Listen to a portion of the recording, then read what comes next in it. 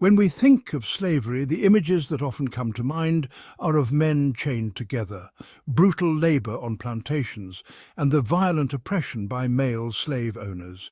These images are powerful and speak to the unspeakable horrors endured by millions of Africans forcibly taken from their homes. However, history is layered, and there are stories that remain in the shadows, seldom discussed or acknowledged.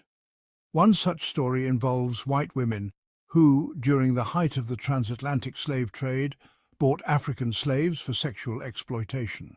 This hidden aspect of history reveals the complex and disturbing dynamics of power, gender, and race during this dark period. Before we proceed, please take a few seconds and click the subscribe button to join this community. The transatlantic slave trade, which lasted from the 16th to the 19th centuries, was one of the most devastating episodes in human history. Millions of Africans were forcibly removed from their homelands and shipped across the ocean under inhumane conditions, destined for lives of labor and suffering in foreign lands. While the majority of these enslaved individuals were purchased for plantation work, some were bought for entirely different reasons that expose the darker side of human nature and the perverse ways in which power can be wielded. Among the lesser-known facts of this period is the role that some white women played in the slave trade, not merely as passive participants, but as active buyers of African slaves for sexual exploitation. The transatlantic slave trade was a vast and complex system that spanned continents and centuries. It involved the forcible removal of Africans from their homelands, who were then shipped across the Atlantic to the Americas and Europe. These men, women, and children were treated as commodities, bought and sold in markets where their humanity was stripped away. The majority of these enslaved individuals were destined for plantations where they would endure grueling labor under the harshest conditions. However, not all were sent to the fields.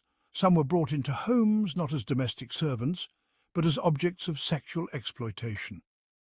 White women in Europe and the Americas played a more active role in the slave trade than is often recognized. While many were complicit through their roles as mistresses of households where slaves worked, some took a more direct and personal interest in the trade. These women, often widowed or of independent means, purchased African slaves not just for household duties, but for personal sexual exploitation. The reality that white women participated in such activities challenges the often simplistic narratives of history that paint women solely as victims or passive beneficiaries of a patriarchal system. Instead, it reveals the uncomfortable truth that women too could be perpetrators of exploitation and abuse. The role of white women in the slave trade has been largely overlooked in historical narratives, but evidence suggests that they were more than mere bystanders. In colonial societies, particularly in the American South and in parts of Europe, white women owned slaves and, in some cases, wielded significant power over them. While it is true that the majority of slave owners were men, there were women who, through inheritance or as widows, found themselves in control of large numbers of slaves. These women were responsible for the management of households and estates, which included the oversight of enslaved individuals. For some of these women, their control over enslaved individuals extended beyond the realm of domestic duties. Historical records, though sparse, indicate that a number of white women purchased African slaves for sexual purposes. This was particularly common among women who lived in isolated areas, far from the social scrutiny of urban centres. These women, often lonely and with limited social opportunities, turned to their slaves for companionship and sexual fulfillment. The power dynamics in these relationships were heavily skewed. The enslaved individuals had no autonomy or ability to refuse their mistresses' advances. These women exerted absolute control over their slaves, using them to satisfy their own desires. The motivations behind these purchases were complex and varied. For many white women, the purchase of African slaves for sexual exploitation was driven by a combination of loneliness, isolation, and a desire for control. In colonial societies, particularly in the American South, women often found themselves in remote estates, far from the social networks and communities that existed in urban areas. These women were expected to maintain the household and manage the slaves, but they were also socially isolated, with few opportunities for companionship or romantic relationships. In this context, African slaves, who were viewed as property rather than human beings, became a means through which these women could exert control and fulfill their desires. The power dynamics of slavery allowed these women to use their slaves in ways that would have been unthinkable with free individuals. The social norms of the time placed strict limitations on the behavior of white women, particularly when it came to sexual relationships.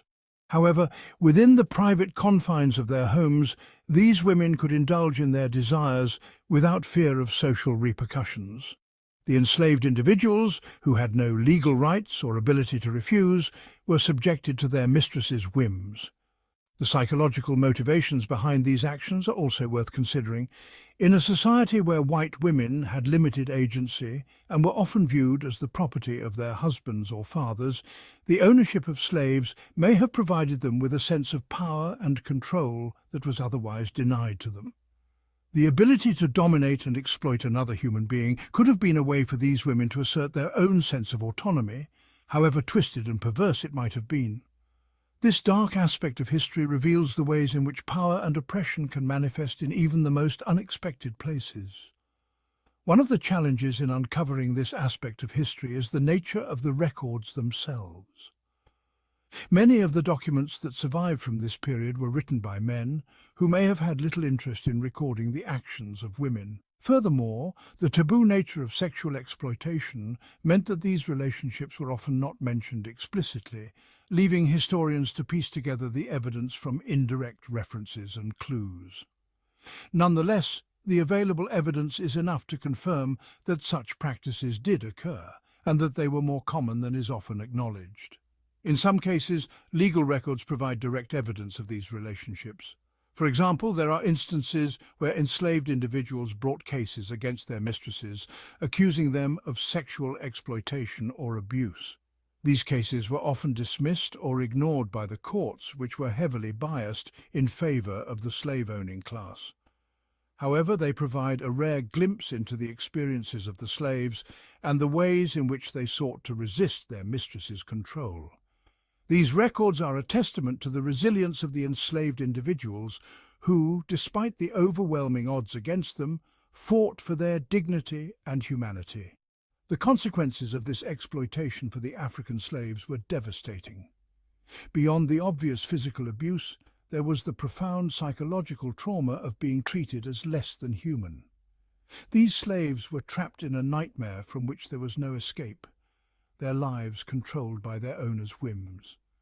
The sexual exploitation they endured was just one aspect of the broader dehumanization they experienced under slavery. The impact of this trauma would have been long-lasting, affecting not only the individuals involved, but also their descendants. The legacy of this exploitation can still be felt today.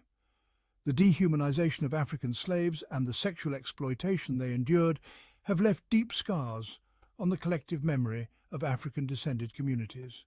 The trauma of slavery and the specific abuses perpetrated by both men and women have been passed down through generations. Please like, share, and subscribe to this channel for more of global insights.